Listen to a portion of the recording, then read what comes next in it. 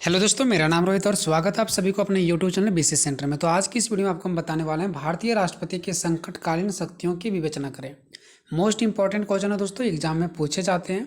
ठीक है, और हम लोग वही क्वेश्चन करवाते हैं जो आपके एग्जाम में पूछे जाते हैं। ठीक है, जो क्वेश्चन ना कभी पूछा है ना पूछा जाएगा उस टाइप का क्वेश्चन हम लोग नहीं करवाते। ठीक है, तो जो भी क्वेश्चन हम लोग करवाते हैं जो इम्पोर्टेंट होगा वही हम लोग करवाते हैं। तो देखते हैं कि भारत के राष्ट्रपति का संकटकालीन शक्तियां की विवेचना करें एक क्या है क्वेश्चन। मैं आपको पहले समझा देता हूं।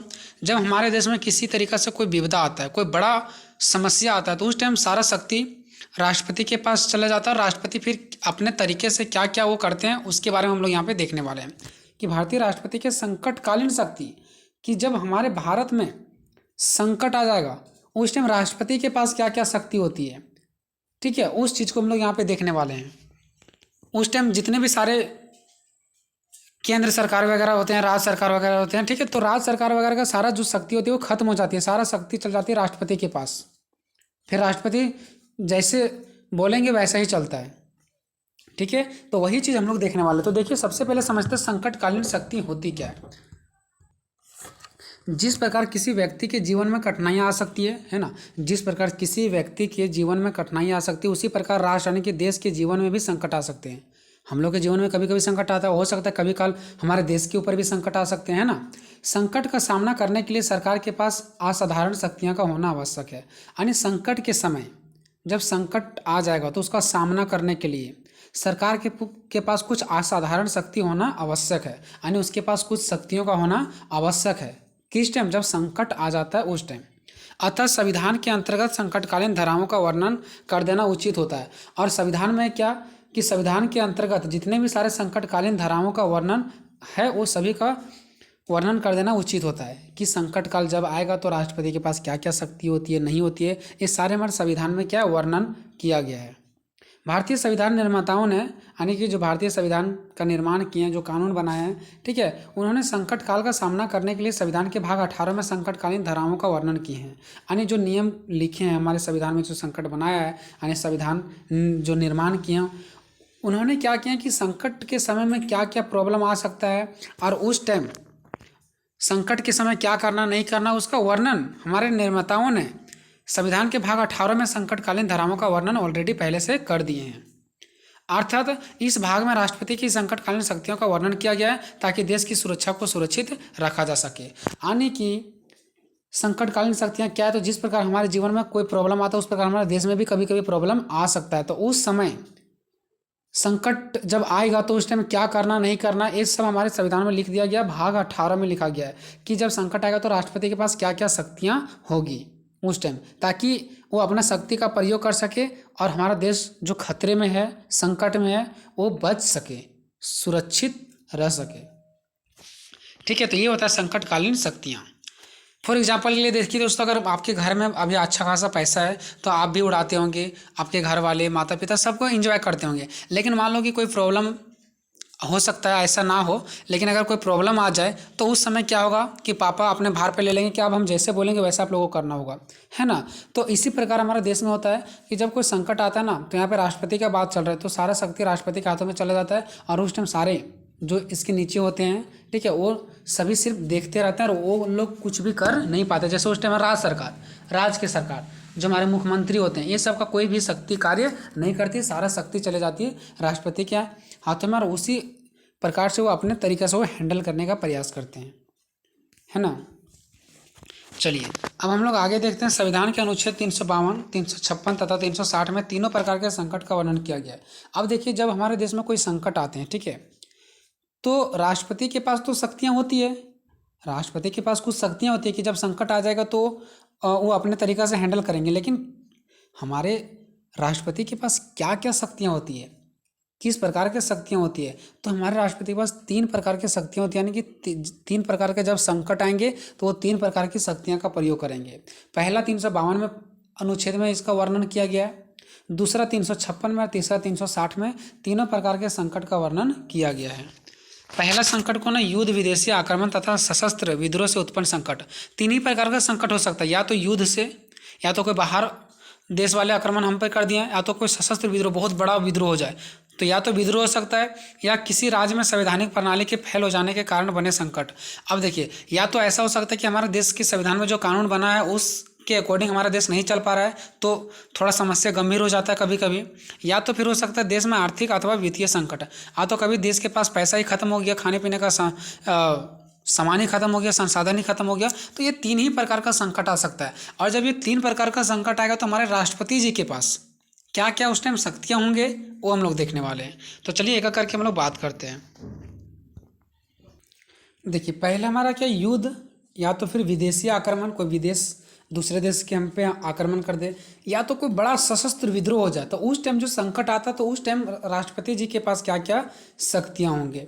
तो देखिए यहाँ पे संविधान की धारा 352 में इस प्रकार का जो संकट आएगा, विद्रोह वाला, युद्ध वाला या तो फिर सशस्त्र विद्रोह वाला, तो ये संविधान के 352 में चर्चा किया गया इसके बारे में कि क्या करना है नहीं करना है। ठीक है, तो संविधान की धारा 352 के अनुसार राष्ट्रपति राष्ट्रीय संकट की घोषणा कर सकता है। यानी कि जो राष्ट्रपति जी हैं वो संकट की घोषणा कर सकते हैं यदि उसको ये चीज़ विश्वास हो जाए कि गंभीर संकट उत्पन्न हो गया है। जब राष्ट्रपति जी को ये महसूस होने लगेंगे कि गंभीर समस्या उत्पन्न होने वाला, युद्ध होने वाला, आक्रमण होने वाला है, कोई बाहरी देश हम पे आक्रमण करने वाला है, तो राष्ट्रपति जी युद्ध, विदेशी आक्रमण तथा सशस्त्र विद्रोह के उत्पन्न संकट के कारण 352 धारा के अकॉर्डिंग वो संकटकालीन आपातकाल की घोषणा कर सकते हैं, है ना। यदि उनको ये विश्वास हो जाए कि गंभीर क्या हो गया, संकट उत्पन्न हो गया, जैसे युद्ध हो गया या तो कोई विदेशी आक्रमण कर दिया, तो फिर कोई बड़ा लेवल पर सशस्त्र विद्रोह होने के कारण भारत अथवा उसके राज्य क्षेत्र के किसी भी भाग की सुरक्षा खतरे हो, अन्य कि किसी भी कहीं भी कोई भाग का, भारत के कोई भी कोना का अगर युद्ध से कहीं भी खतरा लगे कि हाँ हमारा इस क्षेत्र में खतरा हो सकता है, तो उस टाइम संकटकालीन आपातकालीन घोषित किया जा सकता है। ठीक है, उस टाइम राष्ट्रपति संकटकालीन घोषणा तभी कर सकता है। ठीक है, तो जब ऐसा राष्ट्रपति जी को महसूस होने लगता है ना, तो राष्ट्रपति जी क्या करते हैं, संकट काल की घोषणा कर देते हैं। यदि मंत्रिमंडल संकटकालीन घोषणा करने की लिखित सलाह दे दे, यदि मंत्रिमंडल, जितने सारे मंत्रिमंडल होते हैं, मंत्रिमंडल के लोग होते हैं, वो संकटकालीन घोषणा करने के लिए एक लिखित सलाह दे दे, ठीक है, तो उस टाइम क्या होता है, राष्ट्रपति जी द्वारा आपातकाल घोषणा लगा दिया जाता है। राष्ट्रपति की राष्ट्रीय संकट की घोषणा 1 महीने तक लागू रह सकती है। यानी जो राष्ट्रपति जी के द्वारा जो संकटकालीन घोषणा किया जाता है वो 1 महीना तक किया जा सकता है। 1 महीने के बाद संकटकालीन घोषणा समाप्त हो जाती है। फिर ये जो संकटकालीन घोषणा किया जाता है वो फिर खत्म कर दिया जाता है। यदि इससे पहले संसद के दोनों सदन अलग अलग इसको कुल संख्या के बहुमत और संसद के दोनों सदन अलग अलग इसको कुल संख्या के बहुमत और उपस्थिति तथा मतदान के 2/3 सदस्यों के पास ना कर दिया हो, तो यह घोषणा 6 महीने तक भी लागू हो सकता है। देखिए यहाँ पे इनका ये कहना दोस्तों, सॉरी मैंने एक ही चीज़ को डबल बार रिपीट कर दिया। यदि संसद के जो दोनों सदन होते हैं, दोनों सदन में जितने सारे कुल संख्या जितने हैं वो सभी बहुमत जितने उपस्थित होते हैं उसके 2/3 का मतलब कि अगर उसमें 3 लोग हैं तो 2 लोग अगर पास कर दें, ठीक है, अगर 10 लोग हैं तो 9 लोग हैं तो 6 लोग पास कर दें, मतलब आधा से ज़्यादा ऐसे समझो, ठीक है। 2/3 सदस्य अगर पास कर देता है तो 6 महीना से भी अधिक लागू किया जा सकता है। ठीक है, तो यहाँ पे ये हो गया दोस्तों युद्ध, विदेशी आक्रमण तथा सशस्त्र विद्रोह से उत्पन्न संकट कि हमारे राष्ट्रपति जी के द्वारा कब और कैसे संकटकालीन घोषणा किया जा सकता है। अब देखते हैं इसका परिणाम, इस घोषणा का परिणाम क्या होता है। तो राष्ट्रीय संकटकालीन घोषणा के समय शासन का संघीय रूप एकात्मक हो जाता है। जो शासन का संघीय रूप होता है, संघीय का रूप मतलब जो केंद्र सरकार के हाथों में शक्ति होती है और जो राज्य सरकार के हाथों में शक्ति होती है ना, वो दोनों के हाथों में फिर शक्ति नहीं रहती है। उस टाइम सारा शक्ति संघीय हाथों में हो जाती है, यानी कि केंद्र सरकार के, यानी एक सरकार के हाथों में सारा शक्ति प्राप्त हो जाती है। उस टाइम राज्यों के, यानी जो मुख्यमंत्री वगैरह होते हैं ना, इन लोगों के पास कोई भी शक्ति प्राप्त नहीं होती है। तो वही बताया जा रहा है कि जो संघीय रूप होता है ना, वो एकात्मक हो जाती है, यानी एक हो जाता है। समस्त देश का शासन संघीय सरकार के हाथों में आ जाता है, यानी कि केंद्र सरकार के हाथों में आ जाता है।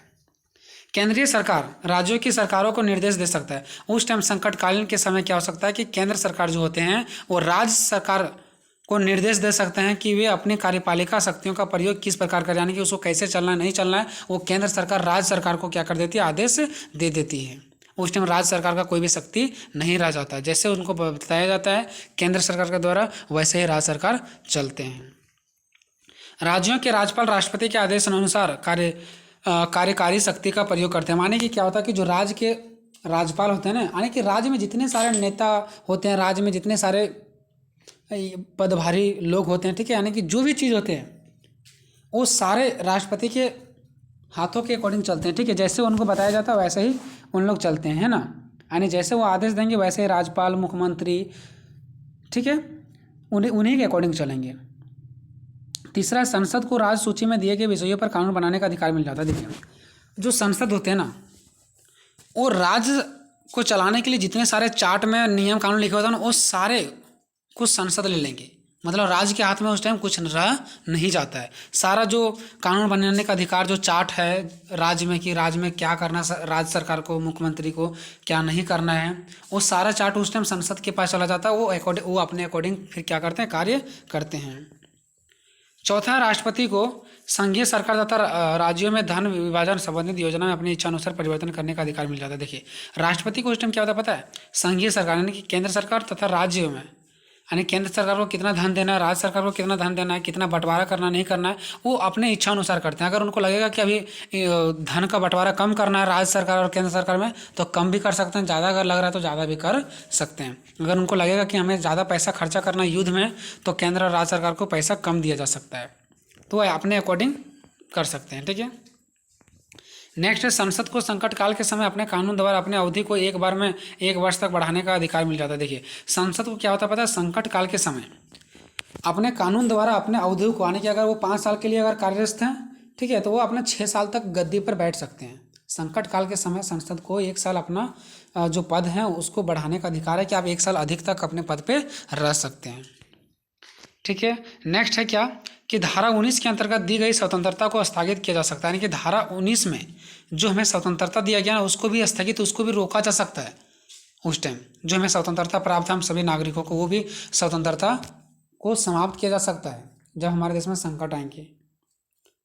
नेक्स्ट है, राष्ट्रपति राज्य की सूची के विषयों पर आदेश जारी कर सकता है। यानी कि जो राष्ट्रपति जी है ना, वो राज्य सूची, यानी कि राज्य में जितने सारे सूची बनाए गए कि राज्य को कैसे चलाना नहीं चलाना, वो सारे विषयों पर, सारे मामले में वो राष्ट्रपति का आदेश अनुसार चलने लगेगा, ठीक है। जैसे राष्ट्रपति जी बोलेंगे वैसे ही चलेंगे। उसमें राज्य सरकार का फिर उस पर कोई अधिकार नहीं रह जाता है। अब एक एग्जाम्पल के थ्रू मैंने यहाँ पे बता सकता हूँ आप लोगों को, ठीक है, कि चीनी आक्रमण पर राष्ट्रपति ने 20 अक्टूबर 1962 को पहली बार भारत में संकट काल की घोषणा की थी। जब आक्रमण हुआ था तो उस टाइम लगा था कि हमारे देश के ऊपर संकट आने वाला, तो पहली बार 20 अक्टूबर 1962 को पहली बार संकटकालीन की घोषणा की गई था, और दूसरी बार 3 दिसंबर 1971 को की गया था, और तीसरी बार 26 जून 1975 को राष्ट्रपति ने आंतरिक अशांति के कारण आपातकालीन की घोषणा किए थे। तो ये आप लोग चाहो तो एग्जाम में लिख सकते हो, नहीं चाहो तो छोड़ सकते हो कि पहली आपातकाल कब लगाया गया था, दूसरी कब लगाया गया था और तीसरी कब लगाया गया था, ठीक है। चलिए अब देखते हैं दूसरा, राज्य में संवैधानिक प्रणाली फेल होने से उत्पन्न हुआ संकट। यानी कि जब हमारे देश के जो संविधान में जो प्रणाली है वो जब कभी फेल हो जाता है तो उस टाइम हमारे देश में किस प्रकार का संकटकालीन घोषणा किया जाता है। तो जब राष्ट्रपति को गवर्नर की रिपोर्ट पर अथवा किसी अन्य स्रोत के आधार पर विश्वास हो जाए कि राज्य का शासन संविधान की धाराओं के अनुसार नहीं चलाया जा सकता है, तो वह इस स्थिति में संकटकालीन की घोषणा कर सकता है। देखिए, जब राष्ट्रपति जी को ये महसूस होने लगता है ना कि जो संविधान में जो प्रणाली उसके अकॉर्डिंग नहीं चलाया जा सकता है, हमारा सिस्टम को, हमारा राजनीति को नहीं चलाया जा सकता है, तो इस प्रकार की घोषणा राष्ट्रपति जी के द्वारा किया जाता है।